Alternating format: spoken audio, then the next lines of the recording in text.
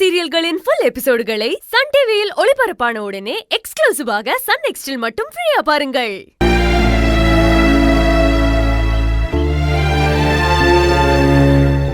அண்ணே, நீ எங்க இருக்குன்னு உறுதியா தெரியாம இருந்தது. ஜோசியர் சொன்னதை நம்பிதான் புலிக்குட்டியை சென்னைக்கு அனுப்பணும். புலிக்குட்டி உன்னை சென்னையில பார்த்தேன்னு சொன்னதுக்கு அப்புறம் தான் என் மனசுக்கு கொஞ்சம் ஆறுதலா இருக்குன்னு. எப்படியோ உறுதியா நீ சென்னையில தான் இருக்கேன்னு தெரிஞ்சிருச்சு. இதை விட நீ எந்த பிரச்சனையும் இல்லாம பொன்னியோட ஒத்துமையா இருக்கிறதும் தெரிஞ்சிருச்சுன்னு அது வரைக்கும் எனக்கு சந்தோஷம்தான். கூடிய சீக்கிரமே புலிக்குட்டி நீ இருக்கிற இடத்த கண்டுபிடிச்சு ஜோசியர் கொடுத்த பொருளை உன்கிட்ட சேர்த்துட்டா அதுக்கப்புறம் நான் உன்னை பத்தி கவலையே பட மாட்டேனே. நீயும் பொன்னி அங்க சந்தோஷமா இருப்பீங்கன்னு நம்பிக்கையோட இருப்பேன்.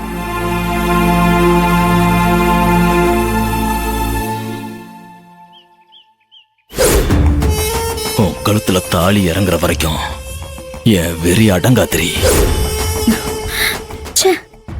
அண்ணனை நினைச்சு சந்தோஷப்படுற நேரத்துல இவன் ஞாபகத்துக்கு வரானே. எல்லா கஷ்டமும் தீரப்போற இந்த நேரத்துல இவன் வேற வந்து மனசுல சஞ்சலத்தை உண்டு பண்ணிட்டானே. இவன் என்ன பண்ண போறான்னு தெரியலையே. என் அண்ணனுக்கு வர இருக்கிற ஆபத்தை தடுக்கிறதுக்குள்ள என் புருஷனுக்கு இந்த வெற்றியால ஆபத்து வந்துரும் போல இருக்கே.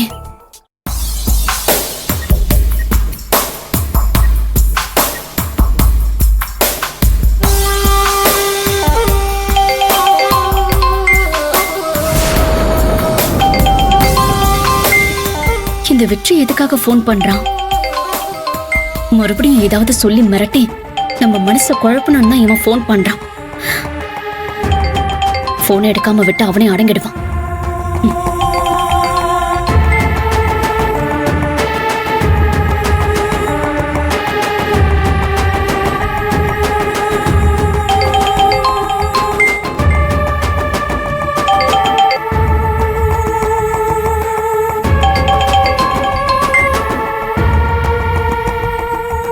என்ன துளசி, போன் எடுக்காம விட்டுட்டா? உன்னை தொந்தரவு பண்ண மாட்டேன்னு முடிவு பண்ணிட்டியா? அது என்கிட்ட நடக்காதடி. இப்ப எதுக்காக போன் பண்ண? அத ஹோட்டல்ல வந்து பிரச்சனை பண்ணிட்டு போயிட்டல்ல, அது பத்தாதா? எதுக்காக மறுபடியும் போன் பண்ணி என் உயிரை வாங்குற? ஏய், ஹோட்டல்ல அத்தனை பேருக்கு முன்னாடி என்ன அடிச்சு அவமானப்படுத்தினல்ல, அதுக்கு பதிலடி கொடுக்க வேணாமா? அந்த அவமானத்துக்கு நான் பதிலுக்கு ஒன்னு அவமானப்படுத்த வேணாமா? அதுக்குத்தான் நான் போன் பண்ணேன். அத்தனை பேருக்கு முன்னால நீ என்ன அடிச்சது கூட எனக்கு வலிக்கல. ஆனா நான் அடிக்க போற அடி உனக்கு தாங்க முடியாத வலியையும் கொடுக்கும், அவமானத்தையும் கொடுக்கும். அதுவும் சாதாரண அவமானம் இல்ல, உன் பரம்பரைக்கே அவமானண்டி. இங்க பாரு, இப்படி எல்லாம் மிரட்டினா நான் பயந்துருவன் நினைச்சியா? இப்படி மிரட்டி என் நிம்மதியை கெடுக்கணும்னு பாக்குறல்ல? ஏய், உன் நிம்மதியை கெடுக்க ஒண்ணு நான் மிரட்டலடி, நான் உண்மையை தான் சொல்றேன். நான் கொடுக்கிற அடியை தாங்கிக்கிறதுக்கான சக்தியை உருவாக்கிக்க. ஏன்னா உன்னால தாங்க முடியாத அளவுக்கு பெரிய அடியா கொடுக்க போறேன். புரியலையா? ஏய், என்னால கூடிய சீக்கிரத்துல உனக்கு பெரிய ஆபத்தா வரப்போகுது. என்ன ஆபத்துன்னு சொல்லு பாப்போம்.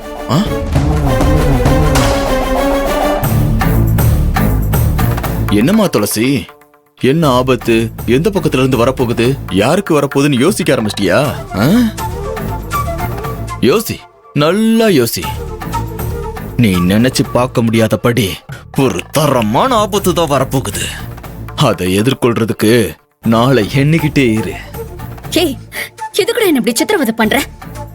எங்களுக்கு நீ செஞ்ச கொடுமையெல்லாம் பத்தாதா? என்ன எதுக்குடா எங்களை துரத்துக்கிட்டே வர? இன்னும் என்ன செய்யலான்னு இருக்க சொல்லு.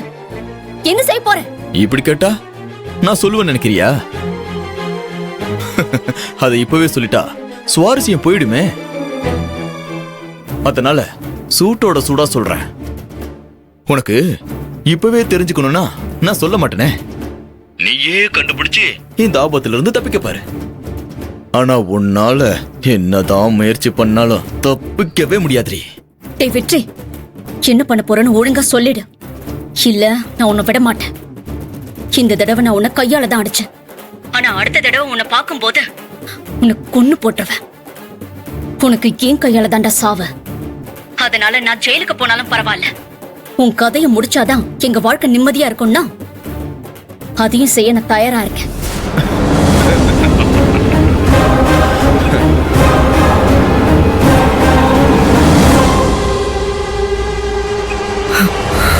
இவன் வேற இப்படி சொல்லி சொல்லி பயமுறுத்தான்.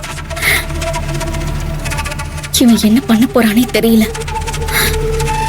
இவனால யாருக்கு ஆபத்து வரப்போகுதுன்னு தெரியல. சரவணா, துளசி என்ன சொன்னான்னு கேட்டியா? அவ என்ன கொலை செஞ்சிருவாளாம். ஹேய், பொன்னி உன்னை கொலை செஞ்சாலே அந்த மாதிரி அவ என்ன கொலை செஞ்சிருவாளாம். டேய், என்ன உன்ன மாதிரி சாதாரணமா நினைச்சிட்டாடா. அவ ஒரு முட்டாள்றா. அதான் என்ன பத்தி தெரியாமையே பேசுறா. துளசிக்கு நீ என்கிட்ட இருக்கிறது தெரியல போல. அது முட்டை தெரிஞ்சுன்னு வச்சுக்க, அவ பேசவே மாட்டா. உடனே ஓடி வந்து என் காலில் விழுந்து ஐயோ அம்மான்னு கதறுவா. இன்னும் எத்தனை நாளைக்கு தான் நீ என் கஸ்டடியில இருக்கிறது நான் சொல்லாம இருக்கிறதுரா? சீக்கிரமா துளசி கிட்ட நான் சொல்ல போறேன். அதை கேட்டதும் அப்படியே அதிர்ச்சி ஆயிடுவா. எங்க இருந்தாலும் என்ன தேடி ஓடி வந்து என் காலில் விழுந்து அப்படியே கதறுவா. என் அண்ணனையும் பொன்னியும் ஜெயிலுக்கு அனுப்ப வேண்டான்னு என்கிட்ட வந்து கதறுவா. அப்படியே அத பாக்குறதுக்கு எவ்வளவு சந்தோஷமா இருக்குன்னு தெரியுமா? டேய், யோசிக்கும் போதே எப்படி இருக்குல்ல? இதுக்கப்புறம் எதுக்குடா காத்திருக்கணும்?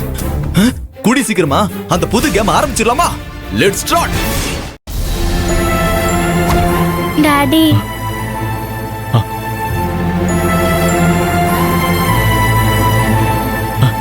தர்ஷகுட்டி வந்துட்டியாமா?